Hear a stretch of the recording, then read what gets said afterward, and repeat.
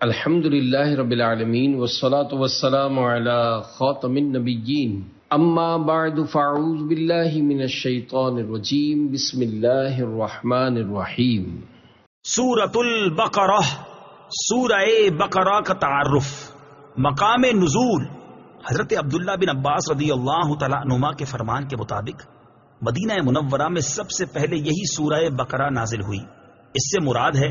کہ جس سورت کی آیات سب سے پہلے نازل ہوئیں، آیات، کلمات اور حروف کی تعداد۔ اس سورت میں 40 رکوع، 286 آیتیں، 6121 کلمات اور 25500 حروف ہیں۔ بقرہ نام رکھے جانے کی وجہ، عربی میں گائے کو بقرۃن کہتے ہیں، اور اس سورت کے 8ویں اور 9ویں رکوع کی آیت نمبر 67 تا 73، 67 تا 73 میں بنی اسرائیل کی ایک گائے کا واقعہ بیان کیا گیا ہے۔ اس کی مناسبت سے اسے سورہ بقرہ کہتے ہیں۔ سورہ بقرہ کے فضائل، احادیث میں اس سورت کے بے شمار فضائل بیان کیے گئے ہیں۔ ان میں سے 5 فضائل پیش کرتا۔ نمبر 1، مسلم شریف کی حدیث ہے، حضرت ابو امامہ باہلی رضی اللہ تعالی عنہ سے روایت ہے، نبی کریم صلی اللہ تعالی علیہ وسلم نے ارشاد فرمایا، قرآن پاک کی تلاوت کیا کرو، کیونکہ وہ قیامت کے دن اپنی تلاوت کرنے والوں کی شفاعت کرے گا۔ اور 2 روشن سورتیں یعنی سورہ بقرہ اور سورہ آل عمران پڑھا کرو، کیونکہ یہ دونوں قیامت کے دن اس طرح آئیں گی جس طرح 2 بادل ہوں، یا 2 سائبان ہوں، یا 2 اڑتے ہوئے پرندوں کی قطاریں ہوں، اور یہ دونوں سورتیں اپنے پڑھنے والوں کی شفاعت کریں گی۔ سورہ بقرہ پڑھا کرو کیونکہ اس کو پڑھتے رہنے میں برکت ہے، اور نہ پڑھنے میں ثواب سے محروم رہ جانے پر حسرت ہے، اور جادوگر اس کا مقابلہ کرنے کی طاقت نہیں رکھتے۔ نمبر 2، مسلم شریف ہی کی حدیث ہے، حضرت ابو ہریرہ رضی اللہ تعالی عنہ سے روایت ہے، حضور پرنور صلی اللہ تعالی علیہ وسلم نے ارشاد فرمایا، اپنے گھروں کو قبرستان نہ بناؤ، یعنی اپنے گھروں میں عبادت کیا کرو، اور شیطان اس گھر سے بھاگتا ہے جس میں سورہ بقرہ کی تلاوت کی جاتی ہے۔ بخاری شریف کی حدیث ہے، حضرت ابو مسعود رضی اللہ تعالی عنہ سے روایت ہے، سرکار دو عالم صلی اللہ تعالی علیہ وسلم نے ارشاد فرمایا، جو شخص رات کو سورہ بقرہ کی آخری 2 آیتیں پڑھ لے گا تو وہ اسے ناگہانی مصائب سے کافی ہوں گی۔ نمبر 4، ترمذی شریف کی حدیث ہے، حضرت ابو ہریرہ رضی اللہ تعالی عنہ سے روایت ہے، حضور اقدس صلی اللہ تعالی علیہ وسلم نے ارشاد فرمایا، ہر چیز کی ایک بلندی ہے، اور قرآن کی بلندی سورہ بقرہ ہے۔ اس میں ایک آیت ہے جو قرآن کی تمام آیتوں کی سردار ہے، اور وہ آیت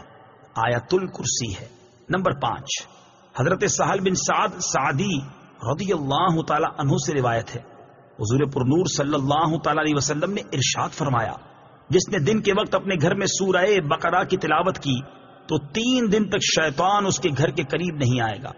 اور جس نے رات کے وقت اپنے گھر میں سورہ بقرہ کی تلاوت کی تو 3 راتیں اس گھر میں شیطان داخل نہ ہوگا۔ سورہ بقرہ کے مضامین، یہ قرآن پاک کی سب سے بڑی سورت ہے، اور اس سورت کا مرکزی مضمون یہ ہے کہ اس میں بنی اسرائیل پر کیے گئے انعامات، ان انعامات کے مقابلے میں بنی اسرائیل کی ناشکری، بنی اسرائیل کے جرائم جیسے بچھڑے کی پوجا کرنا، سرکشی اور عناد کی وجہ سے حضرت موسیٰ علیہ السلام سے طرح طرح کے مطالبات کرنا، اللہ تعالیٰ کی آیتوں کے ساتھ کفر کرنا، انبیاء کرام علیہ السلام کو ناحق شہید کرنا اور عہد توڑنا وغیرہ، گائے ذبح کرنے کا واقعہ، اور نبی کریم علیہ السلام کے زمانے میں موجود یہودیوں کے باطل عقائد و نظریات اور ان کی خباثتوں کو بیان کیا گیا ہے، اور مسلمانوں کو یہودیوں کی دھوکہ دہی سے آگاہ کیا گیا ہے۔ اس کے علاوہ سورہ بقرہ میں یہ مضامین بیان کیے گئے ہیں۔ نمبر 1، قرآن پاک کی صداقت، حقانیت اور اس کتاب کے ہر طرح کے شک و شبے سے پاک ہونے کو بیان کیا گیا ہے۔ نمبر 2،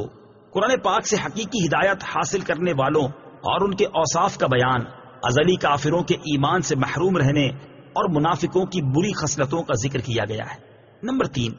قرآن پاک میں شک کرنے والے کفار سے قرآن مجید کی سورت جیسی کوئی ایک سورت بنا کر لانے کا مطالبہ کیا گیا،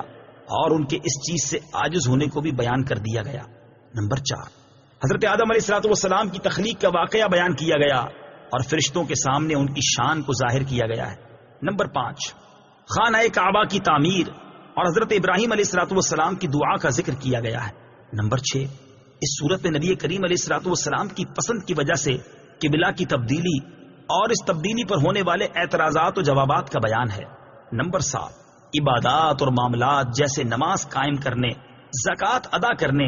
رمضان کے روزے رکھنے، خانہ کعبہ کا حج کرنے، اللہ تعالیٰ کی راہ میں جہاد کرنے، دینی معاملات میں قمری مہینوں پر اعتماد کرنے، اللہ تعالیٰ کی راہ میں مال خرچ کرنے، والدین اور رشتہ داروں کے ساتھ سلوک کرنے، یتیموں کے ساتھ معاملات کرنے، نکاح، طلاق، رضاعت، عدت، بیویوں کے ساتھ ایلا کرنے، جادو، قتل، لوگوں کے مال ناحق کھانے، شراب، سود، جوا اور حیض کی حالت میں بیویوں کے ساتھ صحبت کرنے وغیرہ کے بارے میں مسلمانوں کو ایک شرعی دستور فراہم کیا گیا ہے۔ نمبر 8، تابوت سکینہ، طالوت اور جالوت میں ہونے والی جنگ کا بیان ہے۔ نمبر 9، مردوں کو زندہ کرنے کے ثبوت پر حضرت عزیر علیہ الصلوۃ والسلام کی وفات کا واقعہ ذکر کیا گیا ہے۔ نمبر 10، حضرت ابراہیم علیہ الصلوۃ والسلام کو 4 پرندوں کے ذریعے مردوں کو زندہ کرنے پر اللہ تعالیٰ کی قدرت کا نظارہ کروانے کا واقعہ بیان کیا گیا ہے۔ نمبر 11، اس سورت کے آخر میں اللہ تعالیٰ کی بارگاہ میں رجوع کرنے، گناہوں سے توبہ کرنے اور کفار کے خلاف مدد طلب کرنے کی طرف مسلمانوں کو توجہ دلائی گئی ہے اور مسلمانوں کو قیامت کے دن سے ڈرایا گیا ہے۔ سورہ فاتحہ کے ساتھ مناسبت۔ سورہ بقرہ کی اپنے سے ماقبل سورت فاتحہ کے ساتھ مناسبت یہ ہے کہ سورہ فاتحہ میں مسلمانوں کو یہ دعا مانگنے کی تعلیم دی گئی تھی، اہدنا الصراط المستقیم، یعنی اے اللہ ہم کو سیدھا راستہ چلا۔ اور سورہ بقرہ میں کامل ایمان والوں کے اوصاف، مشرکین اور منافقین کی نشانیاں، یہودیوں اور عیسائیوں کا طرز عمل، نیز معاشرتی زندگی کے اصول اور احکام ذکر کر کے مسلمانوں کے لیے صراط مستقیم کو بیان کیا گیا ہے۔ صدق اللہ